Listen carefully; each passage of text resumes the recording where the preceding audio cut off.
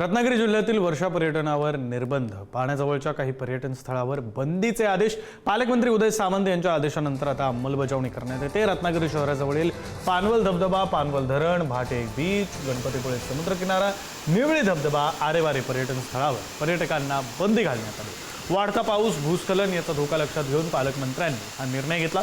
सध्या वर्षा पर्यटनासाठी अनेक पर्यटकांची पावलं ही कोकणाकडे वळत आहेत।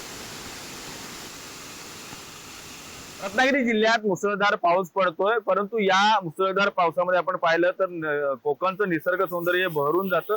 परंतु यात आता वर्षा पर्यटनावर निर्बंध आलेले आहेत। पाण्याजवळच्या काही पर्यटन स्थळावर बंदीचे आदेश हे दिले गेलेले आहेत। राज्याचे उद्योग मंत्री तथा रत्नागिरी जिल्ह्याचे पालकमंत्री उदय सामंत यांच्या आदेशानंतर प्रशासनाकडून आता ही अंमलबजावणी होते।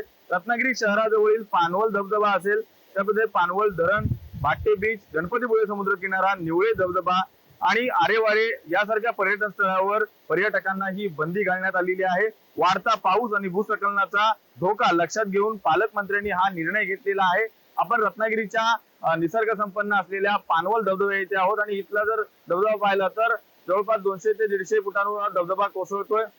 दरडीचा कुठेतरी धोका या ठिकाणी आहे असे देखील सांगण्यात येते। त्याच दृष्टिकोनातून पर्यटकांच्या सुरक्षेच्या दृष्टिकोनातून हा निर्बंध देखील घातला गेलेला आहे। जिल्ह्यात मुसळधार पाऊस पडतोय, भूस्खलनाच्या देखील काही घटना होत आहेत आणि त्याच दृष्टिकोनातून याच पार्श्वभूमीवर या वर्षापर्यंत आता निर्बंध देखील घातलेले आपल्याला पाहायला मिळत आहेत। राजन चव्हाण, पुढारी न्यूज, रत्नागिरी।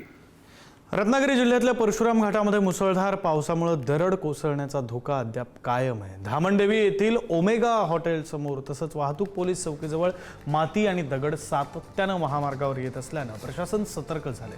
2 दिवसांपूर्वी याच ठिकाणी दरड रस्त्यावर कोसळली होती। संभाव्य धोका लक्षात घेऊन वाहतूक पोलिसांनी मुंबई गोवा महामार्गावरील गोव्याकडे जाणाऱ्या मार्गिकेवरील वाहतूक दुसऱ्या मार्गिकेवर वळवली असून पोलीस चौकी ते ओमेगा हॉटेल या दरम्यान सध्या एकेरी वाहतूक सुरू आहे। वाहन चालकांनी या मार्गावरून जाताना सावधगिरी बाळगावी, प्रशासनाच्या सूचनांचं पालन करावं असं आवाहन करण्यात आलेलं आहे।